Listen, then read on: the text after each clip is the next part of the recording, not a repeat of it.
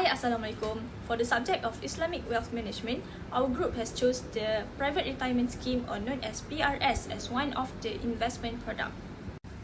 Our group consists of 4 members, which are me, myself, Nurul Ain binti Othman, Nur Syafiqah binti Zamhuri, Putri Zarith Sufea, and Nur Auji Zafirah.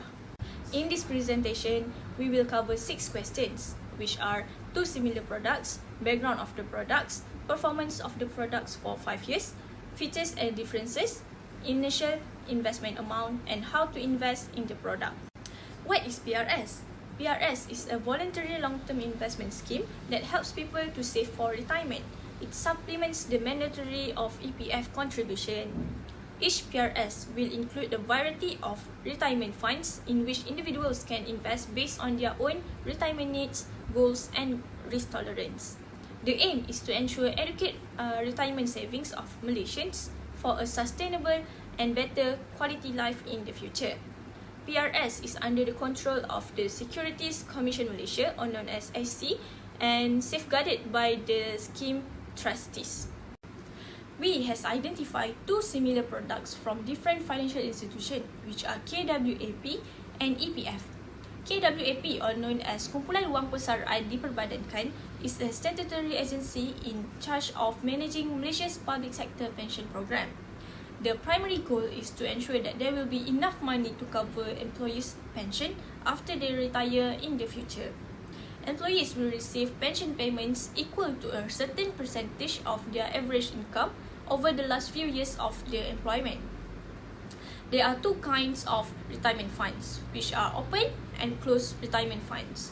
Open retirement funds means at least 1 pension plan with no membership restriction, while closed retirement funds only available to a specific employees.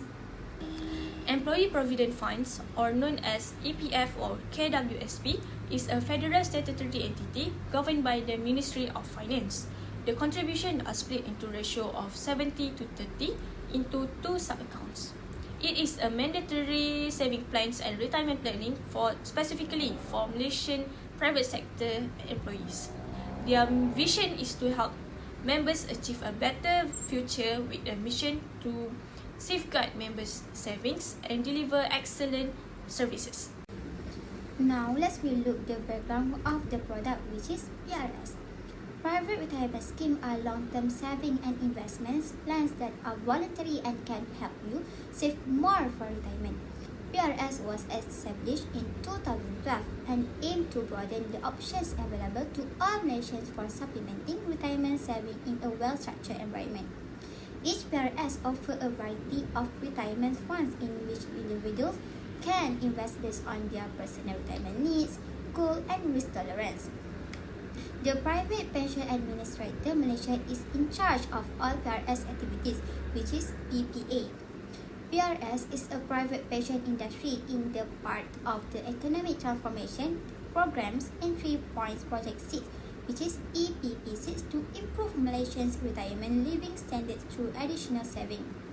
Because of the regulatory framework developed by the Security Commission Malaysia, PRS is the 3rd pillar of Malaysia's multi-pillar pensions framework. The PRS regulatory framework was established by the Capital Markets and Services Act CMSA of 2007, which is regulated and controlled by the Security Commission Malaysia SC to ensure robust regulation and supervision of the PRS industry. PRS allows you to tailor your investment option based on your risk tolerance, but this will affect your expected return. For example, PIDM, like other investment, does not cover PRS investment, and if the fund you invest in perform poorly, you may end up with less than you saved. The Security Commission requires PRS provider to offer at least 3 core PRS funds with varying risk levels. Next, we go to the background of EPF. EPF established in 1951 and make it as one of the world's oldest provident funds. According to Employees Provident Fund Act 1991, EPF helps the Malaysian workforce save for their retirement.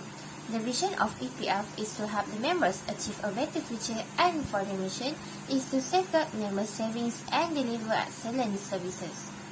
Moreover, EPF guarantees a minimum 2.5% dividend through approved investment to secure your savings. So now let's look at the breakdown of the product which is QUAP. QUAP is the retirement fund incorporate, or also known as Kumpulan Wang Persaraan di Perbankan, was established on 1st March 2007 under the Retirement Fund Act 2007 Act 662, which replaced the repealed Pension Trust Fund of Fund Act 1991 Act 454. The Pension Trust Fund Act of 1991 Act 454 was enacted to help the federal government fund its pension liability. The Pension Trust Fund was established on 1st June 1991 with a launching grant of around 500 million from the federal government after the passage of this act. The function of KWSP are as follows, with administration of contribution from the federal government, statutory bodies, local authorities, and other agencies. Next, fund administration, management, and investment in equity, fixed income securities, money market instruments, and other forms of investment permitted by the Retirement Fund Act of 2007, Act 662. And last but not least is pension administration and payment. Next, let's look the performance of PRS for 5 years. To summarize, PRS holds Afin Wang, AIA Palm, PRS, Kenangan 1 PRS, Kenangan Syariah 1 PRS, Manulife PRS, Public Mutual PRS, and RHB Retirement Scheme. Each PRS funds category caters to a different risk profile, up to 11.7% annually as of 30th June 2019, the best performing PRS fund. So keep an eye on your PRS funds.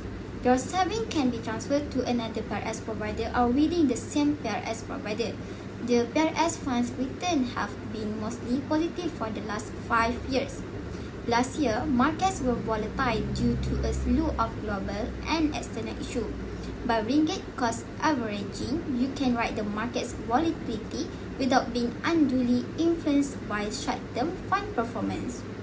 The key features and characteristics of PRS. First, benefit for members. PRS are retirement plans in which members' accrued benefits are defined by the amount contributed plus investment returns. Second, various options. Members have the options of contributing to many funds within a PRS or to multiple PRS offered by various PRS providers. Third, no obligatory of contribution. There are no fixed quantities or intervals for making payments to PRS. It is totally up to the investor and entirely optional. Lastly, default option available. Members who choose their PRS provider but do not indicate a fund option will be given a default option.